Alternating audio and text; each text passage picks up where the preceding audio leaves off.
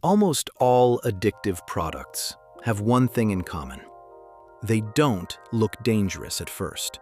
They look normal, convenient, fun. And then one day, society wakes up and goes, "Wait, this is harming kids." That's where we are with social media right now. Because across Europe, the conversation has shifted from "should kids use social media?" to "should we ban it under 16?" and slap health warnings on it like cigarettes. And before you roll your eyes and think this is just another moral panic, here's what makes this moment different. For the first time, big platforms are being dragged into court in landmark trials over claims they engineered youth addiction. This isn't just parents complaining. This is governments, lawsuits, and policy moving like a freight train. So the real question is not, do teens spend too much time online? The real question is, why does social media hit kids harder than adults? And why are we only admitting it now? Let's break it down. When adults struggle with social media, we call it bad habits. When kids struggle, we call it no self-control. But kids aren't miniature adults. Teen brains are still building the systems that regulate impulse control, attention, and identity. And social media is not a neutral environment. It's a machine designed to keep attention locked in. That's why just limit screen time often fails. It treats the problem like a choice, when the system is built like a trap. Here's the psychology that makes social media sticky. Variable reward. Sometimes you get a like, sometimes you don't. Sometimes your post pops off, sometimes it dies. Sometimes you get a notification, sometimes it's silence. That unpredictability is the hook. It's the same mechanism used in gambling. It teaches your brain, next time might be the hit. And when you're 14, your brain is basically learning what important feels like.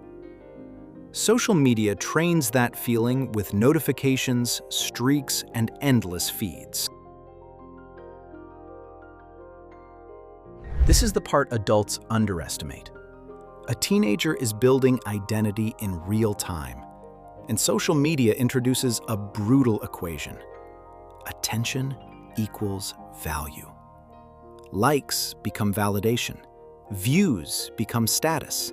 Followers become social proof. And the worst part? It's public.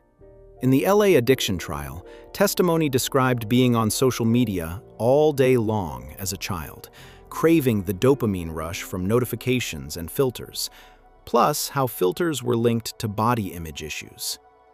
That's not kids being dramatic. That's what happens when your self-image gets tied to an algorithm. Now here's what's making headlines. In Europe, multiple countries are considering tougher restrictions, some discussing under 15 or under 16 bans, backed by age verification systems. Poland's ruling party, for example, is reportedly preparing legislation to ban social media access for children under 15, with mandatory age verification and potential fines for non-compliance. And the health warnings idea? That's not about being dramatic. It's about forcing one public truth. This product carries risk, especially for developing brains. Health warnings work in a very specific way. They don't magically stop usage. They change the story people tell themselves. Instead of, "This is normal, everyone does it," it becomes, "This might mess with you." That shift matters because kids copy the environment.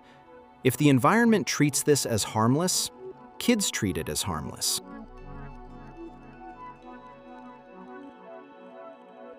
Here's why platforms are nervous.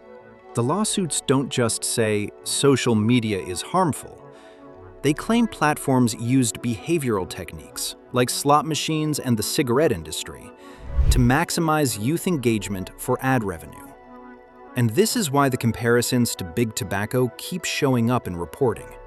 Because if courts decide these harms are tied to intentional product design, the conversation changes from personal responsibility to corporate liability. That's a different level of pressure. Now let's be honest. A ban under 16 won't solve loneliness, anxiety, or body image issues on its own. Kids will route around rules. They'll use alt accounts, older siblings, VPNs, whatever. But the ban debate is not only about enforcement. It's a signal that society is finally saying, we're not running this attention experiment on children without limits anymore. Because that's what this is. A massive experiment on focus, identity, and emotional regulation, scaled globally. If you're a teen, or a parent, or just someone who wants control back, here are 3 moves that work because they attack the mechanism. 1. Add friction. Turn off non-essential notifications. Remove apps from the home screen.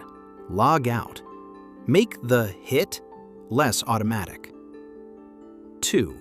Replace the coping loop. Most scrolling isn't entertainment. It's emotional anesthesia. Create a 5-minute replacement. Walk, stretch, shower, music, anything that regulates stress without an algorithm. 3. Detox the metrics.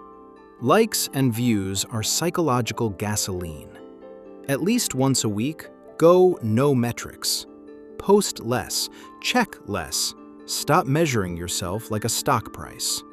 Because your brain will become what it repeats. The under 16 ban conversation isn't just politics, it's a cultural admission. We're finally realizing that the most powerful psychological machine ever built was handed to children with almost no guardrails. So the real question isn't, should kids be on social media? The real question is, should developing minds be for sale? If you want, comment your country, because this debate is moving fast, and the policies are not going to look the same everywhere. And if you want a follow-up, I'll break down the exact design features that make apps addictive, so you can spot them instantly.